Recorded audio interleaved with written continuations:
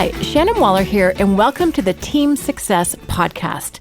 Today we're going to start a series called Multiplication by Subtraction, How to Gracefully Let Go of Wrong Fit Team Members. Now, this is a topic that I am very passionate about. I think it's incredibly important to talk about it in relation to having really great teams, but it's an area where people have a lot of sensitivity, they have a lot of difficulty, and also the idea of letting go of people is something that a lot of people procrastinate about. So I'm really excited in this series to talk through some of the issues. And really, I was able to package all of my thinking about this into my latest book, which is Multiplication by Subtraction. So by all means, please check it out if you want to get the whole story before the rest of the podcast come out. But it's one of those things where I had talked to so many team members, I've talked to so many team leaders, I've talked to so many entrepreneurs about what some of the challenges were as they were building their companies and growing their teams. And it came up so often that they had someone on board that was no longer a right fit, but they didn't know what to do about it. No one had told them. They had kind of guessed, but didn't really know for sure. So there are all of these concerns and all of these things that they, frankly, if they could just possibly avoid the whole situation, they would, and they did. And sometimes you can get away with it for a long time, but sometimes it blows up in your face and makes a big mess. So given that I am so passionate about successful, growing, productive, profitable entrepreneurial teams, this was an issue that I really wanted to talk about.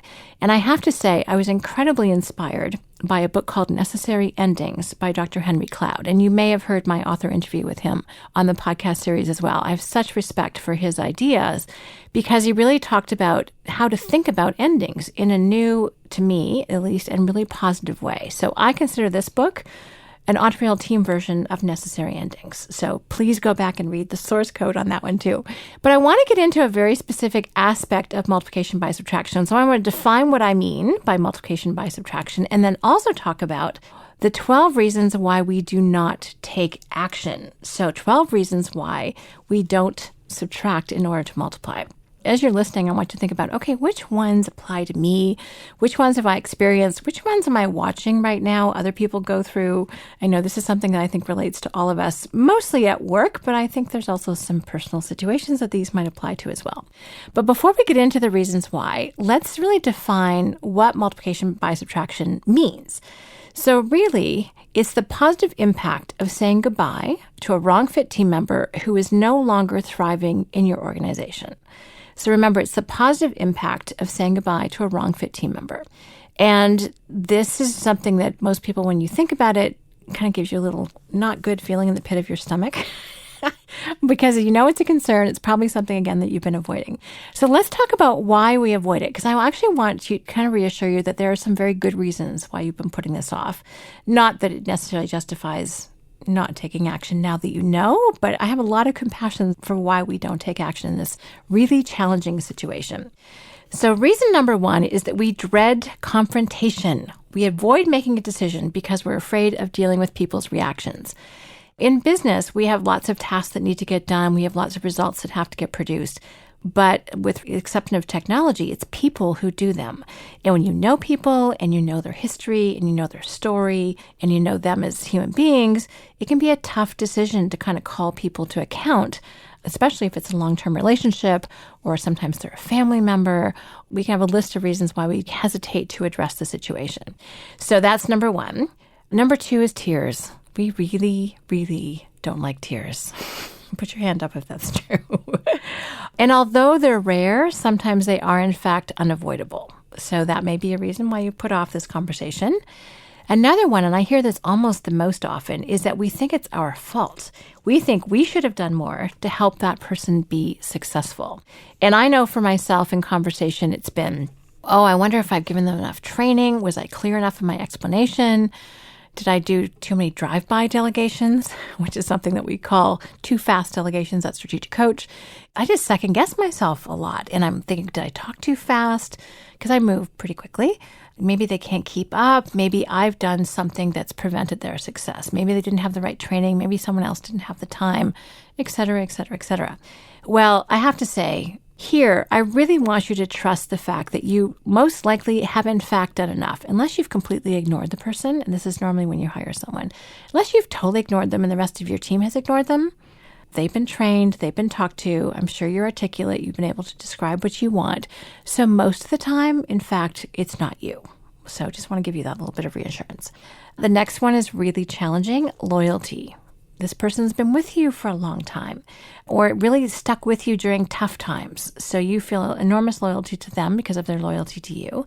They're a really good person and you don't want them to get hurt. And we often feel responsible for them. Now, I really like a distinction that Shannon Waller makes, and that is the difference between being responsible to and responsible for. We are responsible to our teams and to our team members to provide the right working materials, clear direction, everything that they need in order to be successful. However, we are not responsible for whether or not they choose to actually employ those things. How they actually do it, whether or not they get it done, that's not within our responsibility. That's where they're responsible for themselves. So it's really important to know where that responsibility line is. The other thing is, next one, is that we don't see the issue clearly. Often when someone isn't a right fit for our company, they're good at hiding out. They're good at looking capable to you while having a negative impact on the rest of the team. And I had someone who fit the bill. This was my obstacle, by the way, because to me, she showed up, and this is someone who worked directly with me, supporting me. She was very attentive, and she had a lot of respect for me and a lot of respect for my position, and she was like all over it. So whenever I had any conversations with her, she was alert. She was paying attention. Now, what the team members came to tell me eventually was that she would go in their offices and sit and chat and distract them from their work. She clearly would not be getting her work done. She was a total productivity killer to the rest of the team, but to me, she looked totally fine. So that was a big lesson. And it turned out later that what was really important to this person was actually status. What was important to her is that she worked for someone that she thought had a lot of status in the organization. As far as I'm concerned, I'm as good as the last thing I delivered. It's not really about how long I've been around or what my title is. It's really about what am I doing to create value. But that wasn't it for her. So that was a big issue. And you'll see that in subsequent podcasts, we'll talk about symptoms and clues. And that's definitely one of them. Another example of someone in our company who kind of managed to hide in the shadows for a while is someone who worked on our production team. And it was really interesting because, again, to her supervisor, to her team leader, she was showing up. But often when work needed to get done or when people were looking for her, she would kind of not be around or be in another conversation, or she just didn't show up a lot. And Dan Sullivan described it this way one day. It's like, imagine if there's a parking lot and it's at night and there are lights.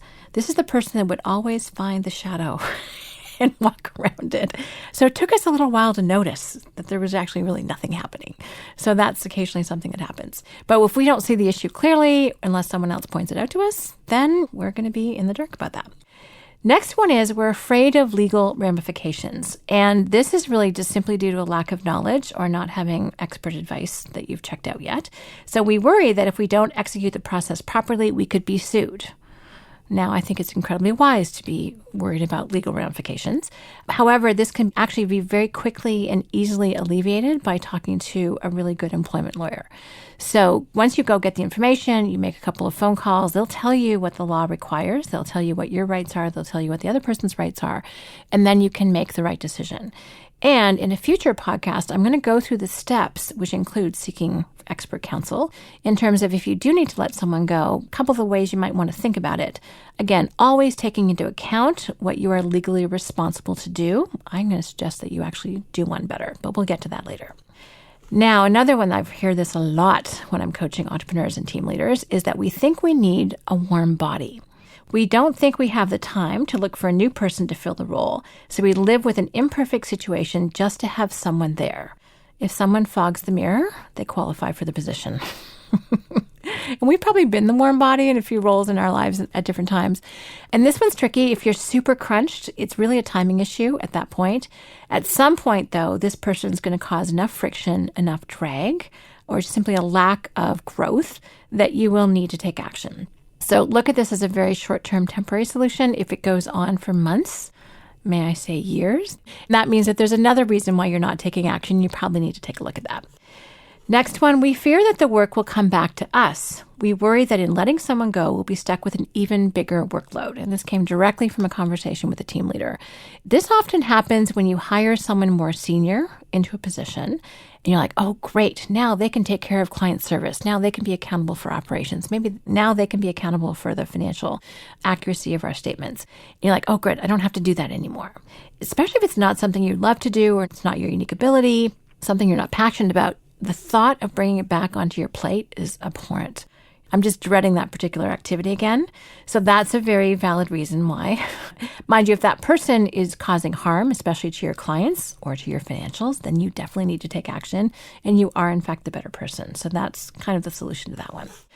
Another one is that we think team morale might take a hit. And this is actually something that we've talked about a lot in our own company. Will the rest of the team be worried that they're next? And sometimes that, in fact, is true. They are worried that they're next. And the other thing that they're worried about is that whether or not that person will be well taken care of. The last thing they want, even if they recognize that team member may not be functioning as high a level as they need to, or that there's some other issue going on, were they treated compassionately? Were they treated as a human being as opposed to a number? And that's really your internal reputation. This is really important that you look after this. We actually had a situation years ago now where we had a husband and wife team working in the office, and we needed to let one of them go. That's fun. That's something we just really looked forward to. So we were very careful and conscientious and strategic about it. So as some team leaders were having the conversation with the person we need to let go, we sat down the spouse and said, just to let you know, this is what's happening right now. Unfortunately, it's come to this. And we understand if you feel the need to follow suit with your spouse. However, we want to tell you how much we appreciate you, what a great job we think that you're doing. We look at you as two very separate individuals. Unfortunately, they were on separate teams. So we just really want you to know that going in. I'm sure there's going to be some hard feelings, but at the same time, we just really value you and we really don't want you to go. It was the bottom line information. And that person stayed. So that to me was well handled. I'm sure there were some probably hard conversations at home, but it was one of those situations where we just really need to make sure that the other people that were strongly impacted knew that they weren't next. I've also heard about this on a larger scale, especially if there's an economic downturn or it's really termed as layoffs. And this kind of sends a ripple of fear through the organization. People want to know, okay, is this a one-off? Is this the first layer that's going to happen? So you need to be really, really clear in your communication. And I'm going to suggest really direct and upfront. If you do have to let a certain number of people go for whatever reason, this is usually in large corporations, then let people know. I always appreciate honesty. I can deal with that. It's when people are faking it that drives me crazy and impacts my trust level. And without trust, it's really hard to function as a business. So you, wherever possible, when it's true, reassure people that their positions are fine. This is not a widespread thing. It's a few individuals, and then move on. Next one is that we can't pinpoint the problem. This is when you have a vague sense that something is wrong, but you're not sure exactly what it is, don't have hard evidence, and so you don't take action. And this is when things trigger your spidey senses, and you're like, it doesn't feel like everything's right, but if you're super busy, you're focused on clients, you're focused on your own projects, you may not have time to pay attention to it. This is where you want to really check in with your go-to people. You say, I'm getting the sense that there's some unrest on the team. Is there something I should know? Encourage people to speak up and then listen.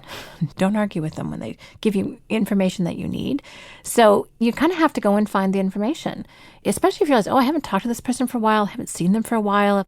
Maybe things are fine, but maybe they're not. So this is where you really need to go and get the information so you can take action with confidence. You don't want to take uneducated actions because that can lead to negative circumstances and negative results. So again, go get the information from your trusted go-to people, and then you'll find out what you need to know. But do not ignore your instincts. That's really important.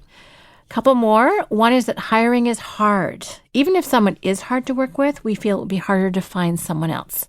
This is a case where it's better to deal with the devil you know than the devil you don't. That may be true for a little while, but you really have to look at the cost of not taking action. Again, we'll get into more of that in a later podcast.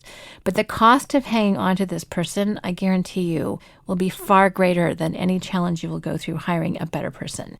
I really like Dan Sullivan's attitude. Pretty much when anything goes wrong, he says, well, I don't want to just fix it and get it back to where it was last time.